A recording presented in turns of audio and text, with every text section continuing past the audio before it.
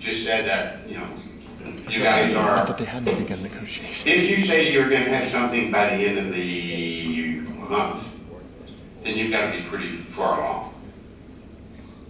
Mr. President, I just have a point of order. Sure. The subcommittee for governance made a ruling or a recommendation that if we reached a time boundary and exceeded the 2-hour period, you would vote simple majority to see if you want to continue this. Yes, we sure did, because I was the one that said 6 o'clock. Would we like to continue the discussion, or would we? I move that we extend the time of the meeting. Okay. Greg Cantor, second. All right. Let's try to frame this and get closure, because we're kind of all over the place. So we need to vote on whether we're going to do that. All in favor? Aye. Any objections? Okay. Yes. Oh, let it be noted one. Let's try to frame this then. Bill, there were 3 opposed. Yeah. Oh, I only saw. And Mr. Chair, the majority still ayes have it. Yes, sir. To what Deanna mentioned earlier, I wonder if we can somehow separate the oversight issue from the study aspect. I think that would be most productive in breaking it up into proper work elements. You mean the oversight is separated from the PSA? Well, right. I mean, the council can make recommendations to us, but that should be studied and gone over in great detail. But it seems like we have 2 different actions in rather than just one.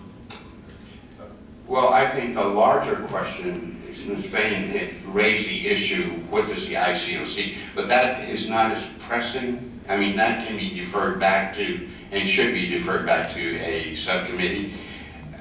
With respect to the PSA, you know, we're trying to determine where are we with respect to the PSA. We have a document here that simply says that we will receive it.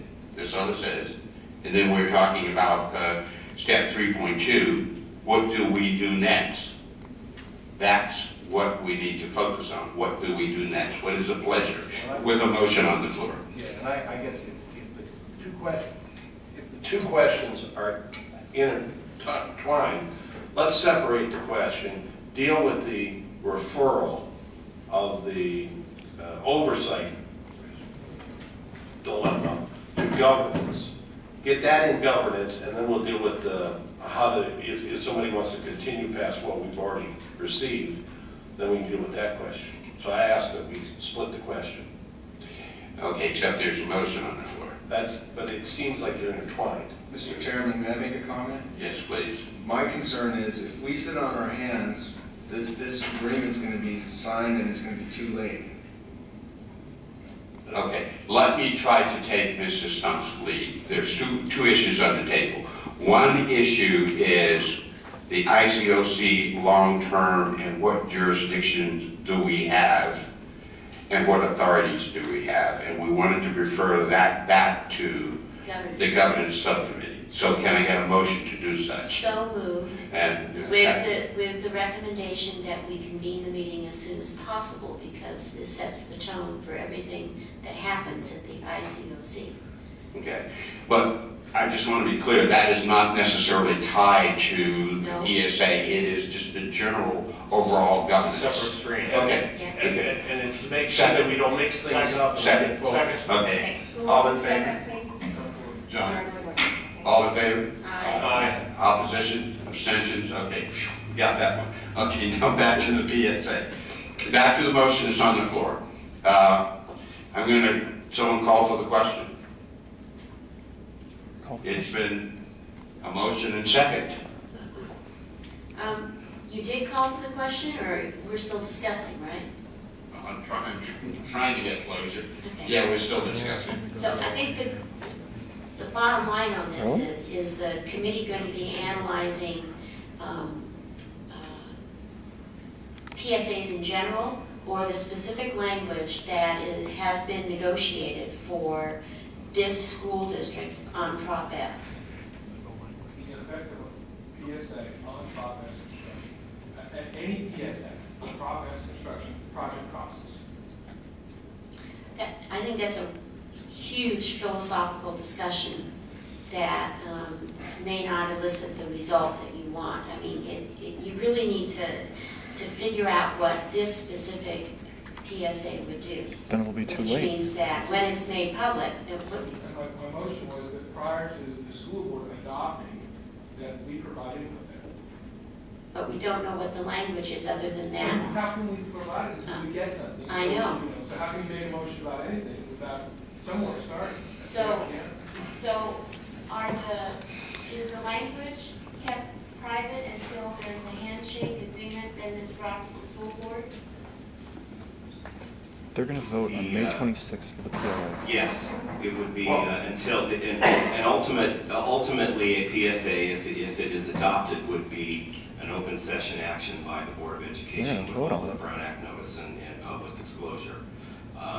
But until then, it's a confidential. I think really what we're saying is we as an ICOC, if the word independence is still in our title, would like to weigh in. You know, the school board ultimately is going to vote either way they want to, but at least we want to weigh in and give them our opinion because we think that's what we're charged with. Mr. President, why would it be confidential from us?